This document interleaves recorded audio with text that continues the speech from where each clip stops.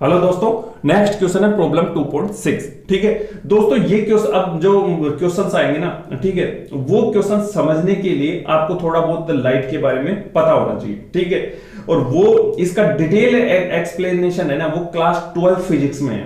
ठीक है, तो अभी तो आप 11th क्लास में हो। ठीक है, तो मैं आपको थोड़ा सा उसके बारे में बेसिक बता देता हूं। ठीक है दोस्तों, पहले जो के जमाने में साइंटिस्टों को सबसे बड़ा प्रॉब्लम ये था कि व्हाट इज द लाइट, ये लाइट है क्या चीज। ठीक है, तो उस टाइम की महान अथॉरिटी थी न्यूटन। ठीक है, तो न्यूटन ने बोला कि जो लाइट है ना, जैसे मान लो जैसे ये कोई बल्ब होगा, ठीक है, तो यहां से कोई लाइट जा रही है, मतलब कोई भी जैसे एनीथिंग लाइट, मतलब जो देख रहे हैं, ठीक है, तो वो क्या है, वेव्स, वो सॉरी पार्टिकल नेचर है। ठीक है, मतलब पार्टिकल नेचर, पार्टिकल की तरह, मतलब यहां से जो लाइट जा रही है वो पार्टिकल्स में, जैसे गेंद है ना, मतलब बहुत सारी बॉल्स जा रही, वैसी जा रही है। ठीक है, तो उस टाइम एक हाइजेन नाम का साइंटिस्ट था, वो चिल्ला चिल्ला के ये बोलता रहा, उसने ये ऑब्जर्व किया कि लाइट क्या है, वेव्स है। लाइट क्या, मतलब यहां से जो जा रही है वो पार्टिकल के नेचर में नहीं जा रही, मतलब कैसे जा रही, वेव है लाइट। समझ में आया, हाइजेन, उसने ये ऑब्जर्व किया। ठीक है, लेकिन उस टाइम की जो महान अथॉरिटी थी ना, वो न्यूटन थी। ठीक है, तो हाइजेन को कोई सुनने वाला ही नहीं था। ठीक है, तो उसके बाद में क्या है, एक थॉमस यंग नाम का साइंटिस्ट था। ठीक है, तो उसने एक्सपेरिमेंटली ये प्रूव, इंटरफेरेंस ऑफ लाइट में ये प्रूव करके दिखा दिया कि लाइट इज ए वेव।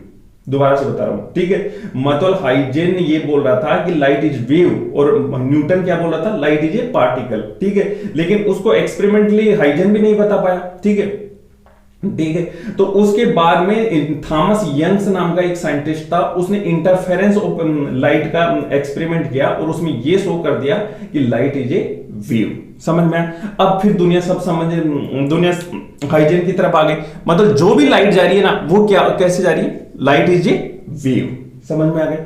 फिर उसके बाद में क्या हुआ कि आइंस्टीन ने फोटो इलेक्ट्रिक इफेक्ट दिया था, ये वाला, समझ में आया, फोटो इलेक्ट्रिकल एक्सपेरिमेंट किया था, फिनोमिना। ठीक है, तो उसको एक्सप्लेन करने के लिए, फोटो इलेक्ट्रिकल इफेक्ट को एक्सप्लेन करने के लिए आपको क्या मानना पड़ेगा, लाइट इज ए पार्टिकल।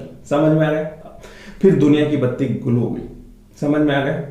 लोग ये समझने लगे ये ससुरी है क्या चीज, ये हाइजेन ने interference of light, young Thomas young ने इंटरफेरेंस ऑफ लाइट से ये कर दिया कि लाइट इज ए वेव, और यहां फोटो इलेक्ट्रिकल इफेक्ट में क्या हो गया, लाइट इज पार्टिकल। मतलब कैसे जा रही है, जो पहले न्यूटन की तरह बोला था, मतलब लाइट इज पार्टिकल की तरह।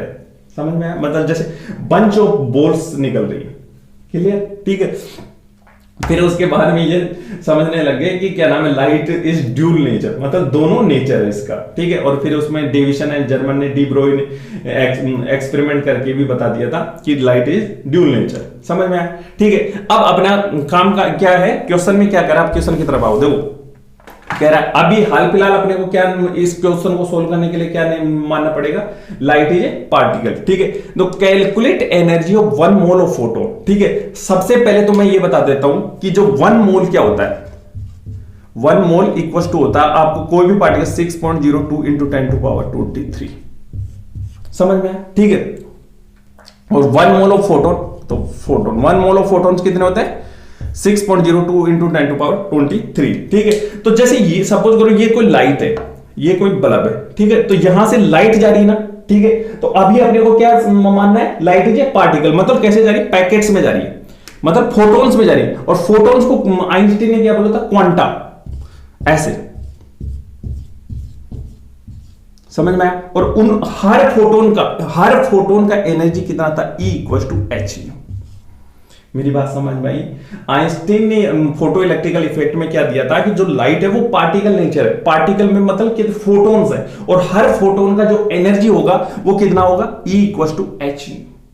मेरी बात समझ में आ गई? ठीक है, तो H की वैल्यू पुट कर दो, 6.6 टू 6 इंटू 10⁻34 होती है, और न्यू कितनी दे रखी है इसकी, फोटोन का जो फ्रीक्वेंसी भी बता रखी है आपको, 5 इंटू 10⁻14।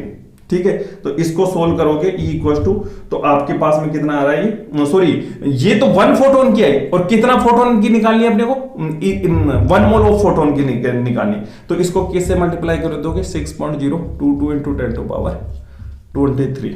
ठीक है, तो ये आपके पास में आ जाएगा, इसको सोल्व करोगे ना, तो ये आ जाएगा 1.9951 किलो जूल मोल -1।